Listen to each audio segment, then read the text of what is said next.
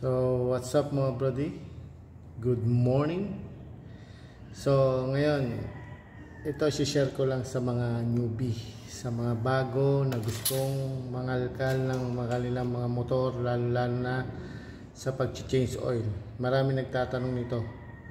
Ano ba daw ang kailangan gamitin at kailangan gawin? So, ito na mga brody. Una, syempre dapat meron kayong imbudo na ganito. Pangalawa, plies. Pangatlo, syempre dapat may tools kayo. Sa mga nagtatanong kung anong sukat sa Aerox NMAX 12 at saka 17. Yung 17 kasi yung may strainer, yung 12 yung wala. So ako palagi ko lang ginagamit yung 12. Yung 12 mga brady, dun yun sa ilalim. Papakita ko sa inyo kung nasaan. So, itong mga brady, ito yung 17. Itong malaki. Nakikita nyo malaki. Ganyan. Yung 12 yung mas maliit. So, palagi ko lang tinatanggal yan yung 12. Tapos mga brady, ito naman yung labasan ng gear oil. Yan. Dito nyo luluwagan yan. Gis lang yan. Bubuksan nyo yan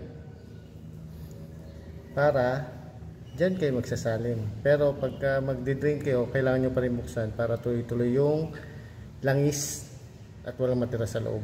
Tandaan nyo yan ha. Ulitin ko, gear oil. Gear oil. So mga bloody, dito naman tayo sa may tabi ng radiator natin. Dito naman yung langis o engine oil. Langis ng makina. So, kailangan yan. Ganon din, pag nabuksan nyo doon sa ilalim, buksan nyo to. Para tuloy-tuloy pa rin yung agos ng langis, walang matira sa luma nyong langis. Okay? So, ulitin ko, dito sa side na to, sa may tamputso, dyan nilalagay yung langis ng makina. Dyan natin nilalagay kung 800 ml, 900 ml, depende yan sa motor. So, check nyo na lang kung anong ml ang kailangan nyo ilagay. Ngayon naman brady, ito yung ginagamit ko sa ngayon na langis. So, wala akong nakikitang problema. So, ginamit ko to, wala siyang mainit o umiinit yung makina. Smooth siya. Tapos, syempre, ito yung partner niya, yung gear oil. So, platinum pa rin to. Platinum, alam mo na ha.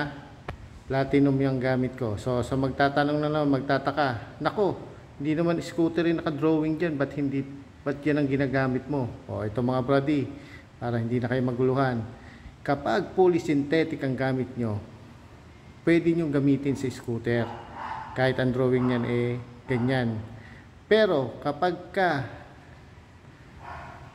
scooter ang oil nyo, hindi pwede nyo gamitin sa hindi scooter. Tandaan niyo mga brady ha.